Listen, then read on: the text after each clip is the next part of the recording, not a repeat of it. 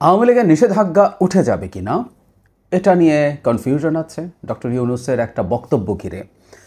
আমি সকালে যে ভিডিওটা করেছি সেখানে বলেছি আসলে তিনি এটাও বলেছেন খুব অলমোস্ট স্পষ্টভাবেই যে এইবার নির্বাচনে অন্তত আওয়ামী লীগ আসতে পারছে না, এই রকম একটা আলাপ আছে।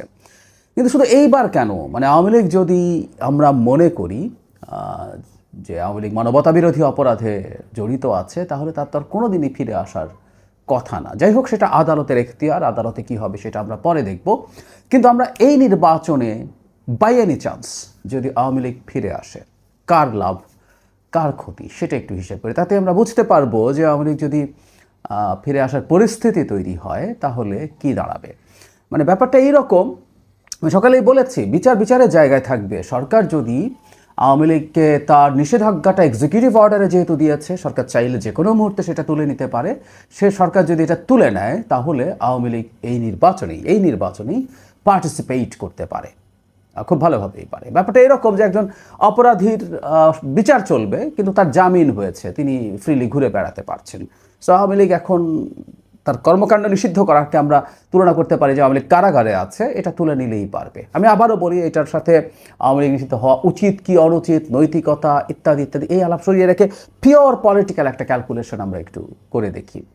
আমি ব্যক্তিগতভাবে মনে করি আওয়ামী লীগ দল হিসেবে মানবতা বিরোধী অপরাধে জড়িত ছিল। শুধু তাই না, পলিটিক্যাল পার্টি অর্ডিন্যান্স 1979 যেটা আছে সেখানেও একটা দল যা যা করতে পারবে না, যেটা করলে সে নিষিদ্ধ হতে পারে, সেই ধরনের কাজও আওয়ামী লীগ করেছে। সুতরাং আওয়ামী লীগ নিষিদ্ধ হওয়া বেশ যৌক্তিক, এবং আমি বহুদিন ধরে এটা আমার এখানে এবং বিভিন্ন টক শোতে ফাইট করছি, গতকালও ফাইট করেছি যে এত % লোক সমর্থন করে বলেই আওয়ামী লীগকে রাখতে হবে। It's not a logic. একটা ডেমোক্রেটিক প্রসেসের মধ্যে থাকতে হলে একটা দলকে রাজনৈতিক দল হতে হবে এবং তার কতগুলো ডেমোক্রেটিক নর্মস থাকতে হবে। এগুলো ভাঙলে কেউই রাজনৈতিক দল হিসাবে কোনো ডেমোক্রেটিক স্পেসে অপারেট করতে পারে না। এগুলো নিয়ে আমার কোনো দ্বিধা নেই, এগুলো আমি ডিবেট করে যাচ্ছি। কিন্তু আমি আবারও বলছি, পলিটিক্যাল গেইনিং এবং লস কার সবচেয়ে বেশি হচ্ছে? আমরা লস দিয়ে শুরু করি। আওয়ামী লীগ না থাকায় কার সবচেয়ে লাভ হয়েছে? আওয়ামী লীগ ফিরে আসলে তার সবচেয়ে লস হবে, সিম্পল। আমি মনে করি আওয়ামী লীগ না থাকায় সবচেয়ে বেশি লাভবান হয়েছে পলিটিক্যালি জামায়াতে ইসলামী।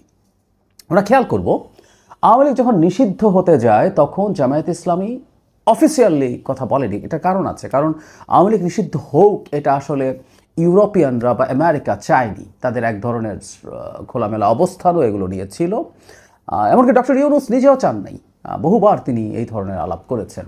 কিন্তু যখনই আওয়ামী লীগ নিষিদ্ধ তার আলাপ শুরু হলো, এবং আমরা এইটাকে এভাবে দেখতেও পারি, যারা ভাসনাত আবদুল্লাহ এবং এনসিপি যখন গেছে আওয়ামী লীগ নিষিদ্ধের আলাপ নিয়ে, প্রথম যমুনার সামনে পরে শাহবাগে, এটা জামাত পেট্রোনাইজড হতে পারে। কারণ জামাত যেহেতু প্রকাশ্যে এটা করতে পারছে না, সে ইউরোপ এবং আমেরিকার বিরাগ ভাজন হতে চায় না, সে এদেরকে রাদার সামনে ঠেলে দিয়েছে।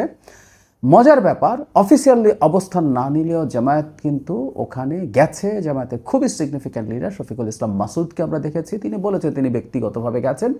শুধু তাই না, শাহবাগে যে জমায়েত, এনসিপির তো আর লোকজন নেই, সেই জমায়েত মূলত জামায়াত শিবিরের লোকজন করেছে। শিবির সেখানে প্রকাশ্যে স্লোগান দিয়েছে। এর সাথে আরও বেশ কিছু ইসলামিস্ট দল এবং সংগঠন ছিল আওয়ামী লীগ নিষিদ্ধ করার ক্ষেত্রে। সুতরাং জামাতের এটা খুবই জরুরি ছিল, এটা আমরা বুঝতে পারি। কারণ আওয়ামী লীগের অবর্তমানে জামায়াতে ইসলামী দ্বিতীয় প্রধান দল হয়ে দাঁড়িয়েছে। তাদের যে ধরনের কিছু সার্ভেতে দেখা যাচ্ছে তারা বিএনপির সাথে নেক টু নেক অবস্থা, আমি তা মনে করি না, এখনও মনে করি না, কোনোভাবেই মনে করি না।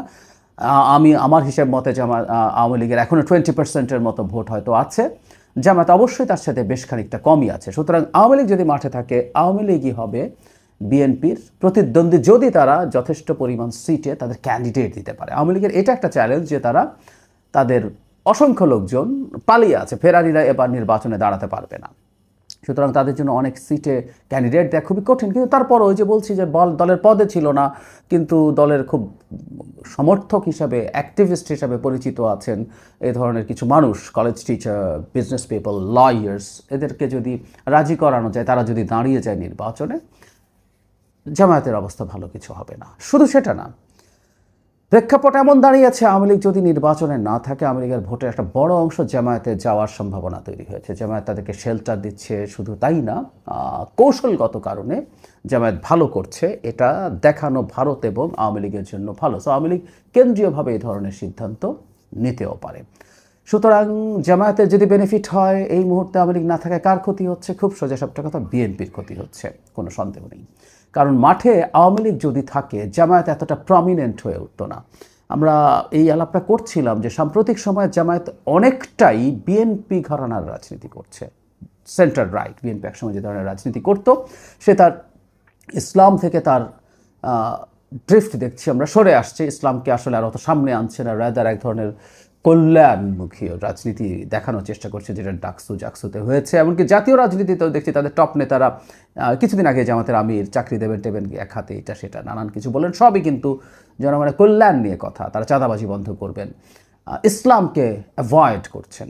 সুতরাং বিএনপির জন্য এই জায়গায় বিএনপির রাজনীতি ঠিক করাটা খানিকটা হলে প্রশ্নের মুখে পড়ছে। এখন আওয়ামী লীগ থাকলে এই আওয়ামী লীগ বিএনপি যে বাইনারি আমাদের সমাজে আছে সেটা আবার প্রতিষ্ঠিত হবে এবং বিএনপির জন্য রাজনীতি ভালো হবে, খারাপ কিছু হবে না সেটা আওয়ামী লীগ থাকার কারণে। এবং জামাত যখন ব্যাকফুটে চলে যাবে, এবং ওই যে বলছি যে আওয়ামী লীগের ভোট যেটা জামাতের কাছে গিয়ে বিএনপির সাথে কিছুটা হলেও কিছু জায়গায় কম্পিটিশনের সুযোগ ছিল, আওয়ামী লীগ মাঠে থাকলে জামাতের সেই সুযোগটা হবে না খুব স্বাভাবিকভাবেই। ফলে জামাত বেশ অপ্রাসঙ্গিক হয়ে পড়বে।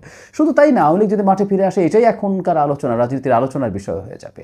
পত্রিকায় লেখা হবে, কলম লেখা হবে, টকশো হবে, থাকা উচিত কি অনুচিত, আবার সে আওয়ামী লীগই ইস্যু হয়ে দাঁড়াবে। জামাত যে এই বেশ কিছুদিন ধরে দারুণ ইস্যু হয়ে আছে, তারা তাদের কর্মসূচি, তাদের লোয়ার হাউসের পিআর, তারা কি করছে, বিভিন্ন সার্ভেতে তাদের অবস্থা খুব ভালো আসছে, তাদের ডাকসুতে যেটা, এই সব কিছু ওভারশ্যাডোড হয়ে যাবে। সুতরাং আমরা বুঝতে পারি আওয়ামী লীগ ফিরে আসার পরিস্থিতি যদি তৈরি হয়, জামাত সেটাকে আবার প্রবলভাবে নিজে অথবা কোনো প্রক্সি সামনে রেখে বাধা দেওয়ার চেষ্টা করবে। কারণ দিনের শেষে একটা কথা মনে রাখা তো যায়, মানে আমরা এভাবে বলছি, আওয়ামী লীগ ফিরে আসার জন্য সরকার বিচার করছে, বিচারের জায়গায় চলবে। বিচারের সময় যদি আওয়ামী লীগ নিষিদ্ধ হয় আজ থেকে সাম ইয়ার্স আফটার, বা 1 বছর 1.5 বছর 2 বছর পর যদি বিচার শেষে নিষিদ্ধ হয়ে যাবে। কিন্তু এখন যেহেতু সে নিষিদ্ধ না, তার এই নিষেধাজ্ঞা, কর্মসূচির উপর নিষেধাজ্ঞা তুলে নেওয়া যদি মনে করে সরকার যায়, তাহলে সেটা করতেই পারে। সুতরাং এই হচ্ছে জাস্ট একটা পলিটিক্যাল ক্যালকুলেশন বোঝার জন্য এটা বলা। আমি ব্যক্তিগতভাবে মনে করি এই নির্বাচনে অন্তত আওয়ামী লীগ তার নামে পার্টিসিপেট করতে পারবে না। তার লোকজন স্বতন্ত্র বা জাতীয় পার্টি যদি থাকে, জাতীয় পার্টির ভেতরে গিয়ে নির্বাচন করতেই পারে, সেটা আরেক ক্যালকুলেশন।